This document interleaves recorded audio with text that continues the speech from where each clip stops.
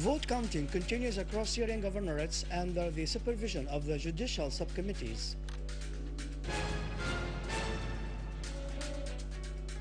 Singh affirms that the number of UN observers in Syria is now 70 and will increase in the upcoming few days.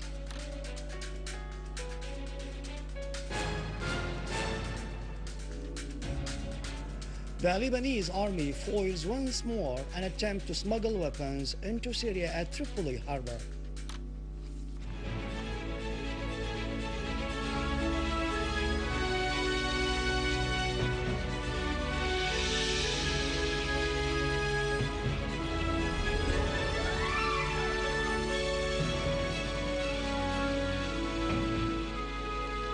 Good afternoon, ladies and gentlemen. Welcome to our news for today.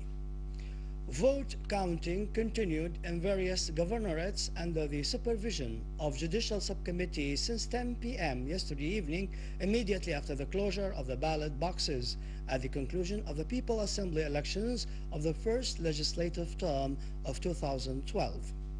The elections are the first to be held under the new constitution. Constituencies across Syrian governorates had witnessed a massive turnout as citizens were keen to cast their votes and practice their democratic right in choosing their candidates.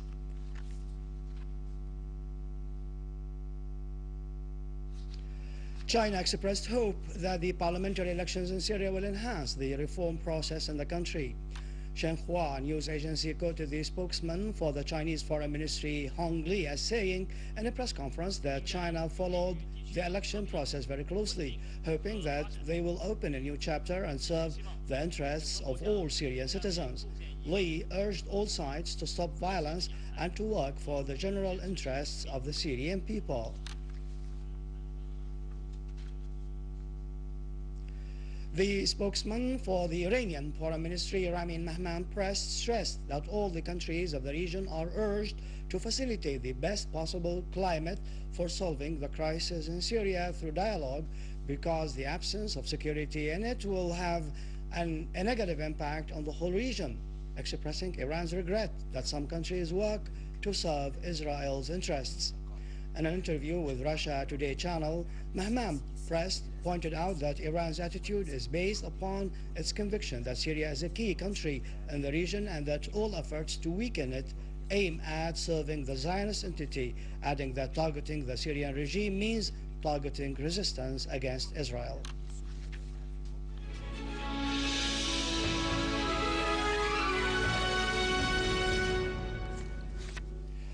The spokesman of the UN Observers Mission to Syria, Neeraj Singh, has said the number of monitors in Syria has reached 70, and it will remarkably increase in the upcoming few days.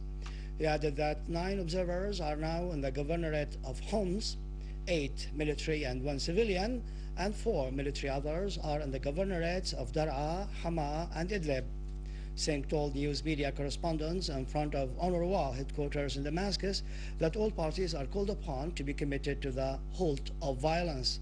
He pointed out that the members of the mission are paying visits to towns, villages, and neighborhoods and are communicating with the people and interacting with them in order to form a real image of what is happening on the ground and then send daily reports that accurately describe reality.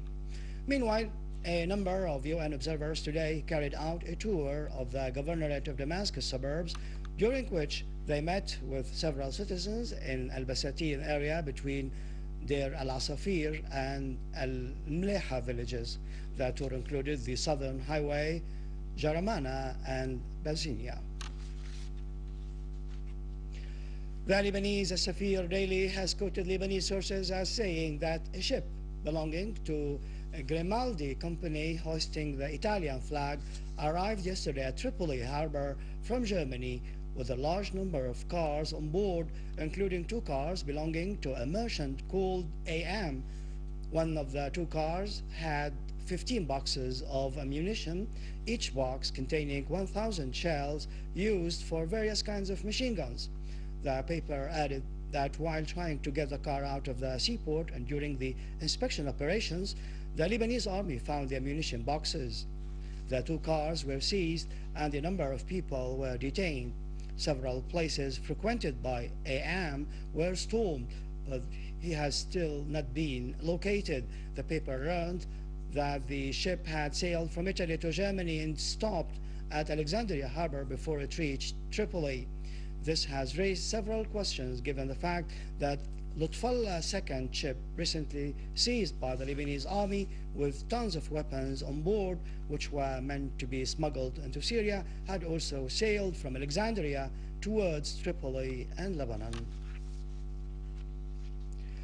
The Lebanese Al-Manar TV channel yesterday disclosed that the Lebanese army intelligence had seized a large quantity of weapons inside a car at Tripoli harbor in northern Lebanon. The weapons were intended to be smuggled into Syria. The channel quoted Lebanese security sources as confirming that certain Lebanese sides are involved in smuggling weapons. New videotapes were taken for Lutfallah's second ship that showed the bulk of weapons carried on its board and how highly sophisticated they were, confirming the source and the involvement of foreign states which enjoyed a high degree of technical and intelligence expertise. The new photos and videotapes taken of Lutfallah II ship reveal the large quantities of weapons that weigh more than 150 tons, covering various kinds of the most sophisticated arms. This confirms the results reached in the initial investigations about the involvement of foreign sides, which enjoyed a high degree of technical and intelligence expertise, and the involvement as well of a Lebanese active side in this issue.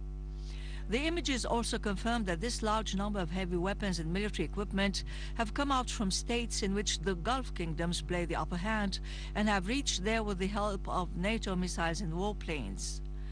This has been affirmed by the Lebanese Minister of State for Administrative Development, Mr. Mohammed Fneish, who said that the question of the arms ship seized recently had to do with regional and international policies.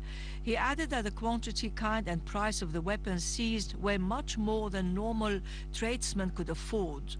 This meant that the issue was part of a scheme to implement a regional and international policy aimed at getting Syria immersed in bloody conflict.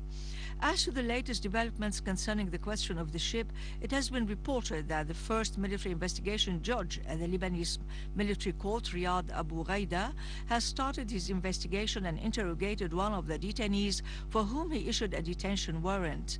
The other defendants in this issue will be interrogated respectively.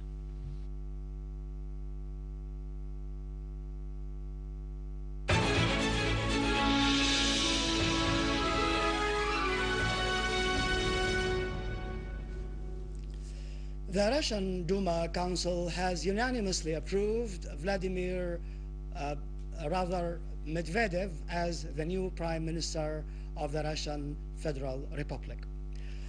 The Syrian-Russian relations that date back to the era of Syrian independence in the 40s of last century have witnessed continuous development marked by mutual trust and constructive cooperation. More on the following. Damascus and Moscow have always called for building a new system of relations at the international policy based on balanced multiplicity and breaking the one-sided polarity. Based on that, Russia has always announced its support to Syria in the face of Western and regional bids that use terror as a way to interfere in its internal affairs in order to impose political agendas that oppose the Syrian people's interests. That was embodied when Russia vetoed twice at the UN Security Council against those Western powers, preventing them from passing their plots against Syria. The desire of the two countries and peoples to strengthen and enhance the historic relations was reflected through continuing consultations, bilateral meetings on all levels, whether in the political, economic, trade and cultural domains or in other fields. The Syrian-Russian ties have witnessed more development during the latest years, which were embodied in the mutual visits between both countries' officials on high levels to make consultations on regional and international issues. Trade between Syria and Russia is governed by a number of agreements and protocols, on top of which comes the agreement signed in Damascus in 1993, which provided for taking the needed procedures to facilitate and encourage trade and economic cooperation, as well as boosting it in the fields of energy, irrigation, agriculture, industry and petroleum. As for tourism, the agreement signed between the two governments has broadened cooperation and developed joint economic and tourist resources. That paved the way for holding tourist projects by Russian investors, including 2 resorts in the Syrian coast with $130 million cost. Russia provides Syria with oil products, chemical and organic materials, minerals, woods, fertilizers, trucks and corns, while Syria exports to Russia the nutritional materials, fruits, vegetables, textiles, cotton and furniture. With this, we conclude our news bulletin for today. For more information about the region, you can visit our website in English, syriaonline.sy. Up next, the latest business and market news with Radio Gregorian after a short break.